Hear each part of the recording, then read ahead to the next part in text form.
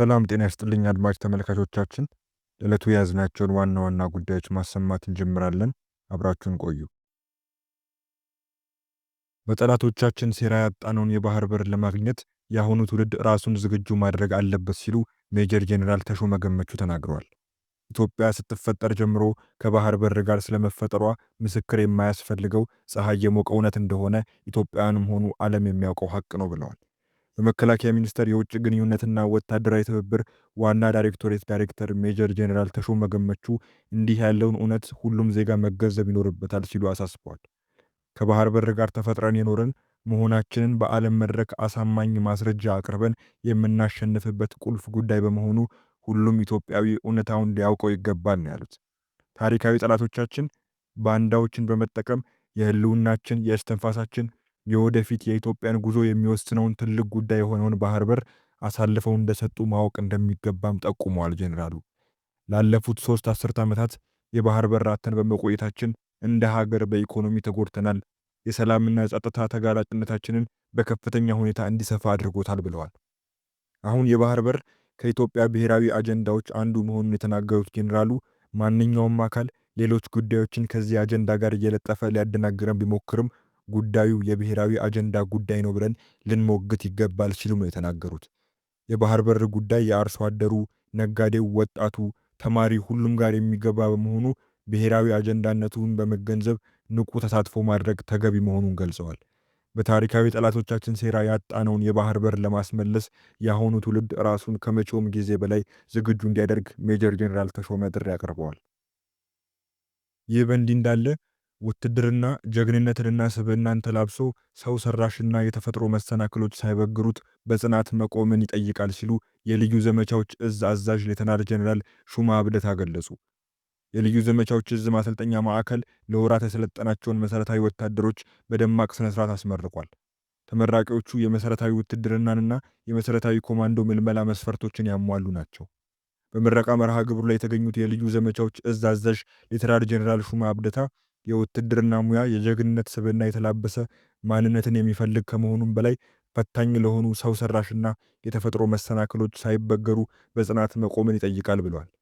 ይህ ሲሆን በሚያልፍ ሕይወት የማያልፍ ታሪክን በመጻፍ በዜጎች ልብ ውስጥ በትውልድ ቅብብሎሽ ለዘላለም መኖር እንደሚቻልም ጄኔራል መኮንኑ ገልጸዋል። የመሰረታዊ ውትድርናን አጠናቀው የተመረቁት ወታደሮች በቀጣይ ከኮማንዶ፣ ከአየር ወለድ፣ ከልዩ ኃይልና ጸረ ሽብር እንዲሁም ከሪፐብሊካኑ የጥበቃ ኃይል ጋር ለመቀላቀል የሚያስችላቸውን ስልጠና በብቃት እንዲወጡም አሳስበዋል።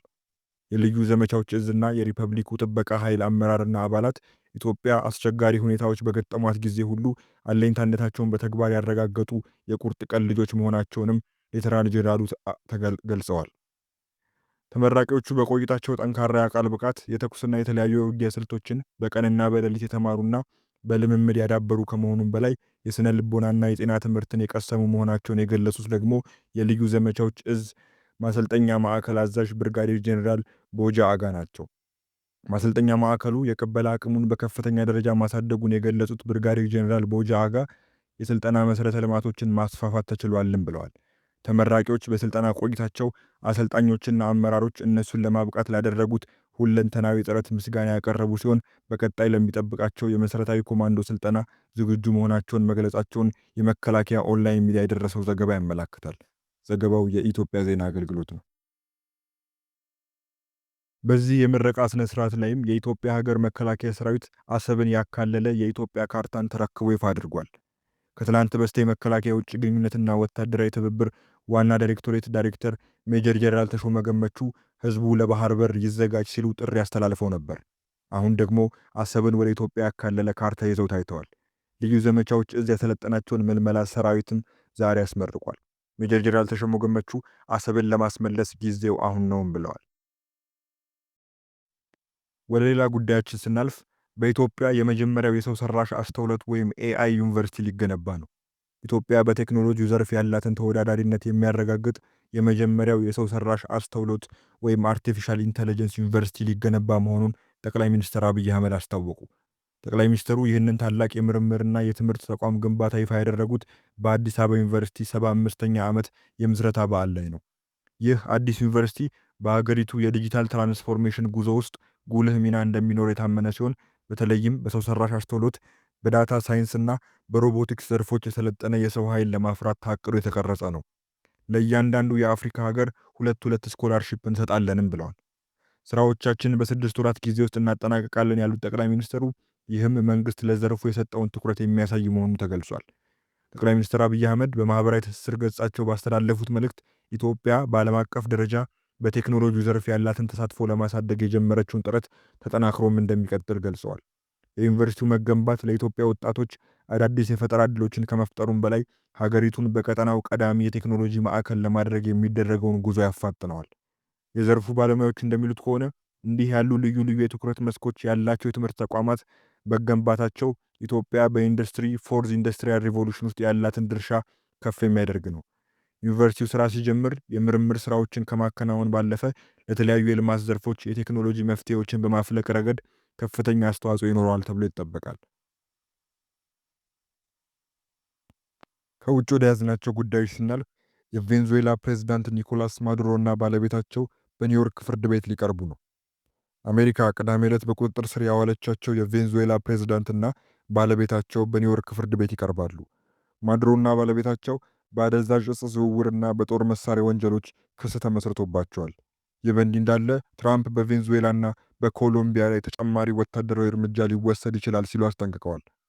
የአሜሪካው ፕሬዝዳንት አክለውም ሜክሲኮን አቋማቸውን እንዲያስተካክሉ በመናገር ዝተዋል። የአሜሪካ ፕሬዝዳንት ዶናልድ ትራምፕ አዲሷ የቬንዙዌላ መሪ ዴልሲ ሮድሪጌዝ ትክክለኛውን ነገር ካላደረገች ምናልባትም ከማዱሮ የበለጠ ትልቅ ዋጋ ልትከፍል ትችላለች በማለት አስጠንቅቀዋል። ትራምፕ ለአሜሪካው መጽሔት ዘ አትላንቲክ ይህንን የተናገሩት ከስልጣናቸው የተወገዱት የቀድሞ ፕሬዝዳንት ኒኮላስ ማዱሮ በኒውዮርክ ፍርድ ቤት ለመቅረብ ሰኞ የተያዘላቸውን ቀጠሮ እየተጠባበቁ ባሉበት ወቅት ነው። ማዱሮን በዕፅ ዝውውርና በጦር መሳሪያ ወንጀሎች የምትከሰው አሜሪካ የቀድሞ ፕሬዝዳንት የናርኮ ሽብርተኛ አገዛዝን ይመሩ ነበር ትላለች። ማዱሮ ግን እነዚህን ክሶች ውድቅ አድርገዋል። ቅዳሜ ዕለት በቬንዙዌላ ዋና ከተማ ካራካስ በተፈጸመ የአየር ጥቃት ማዱሮና ባለቤታቸው ተይዘው ወደ አሜሪካ ተወስደዋል።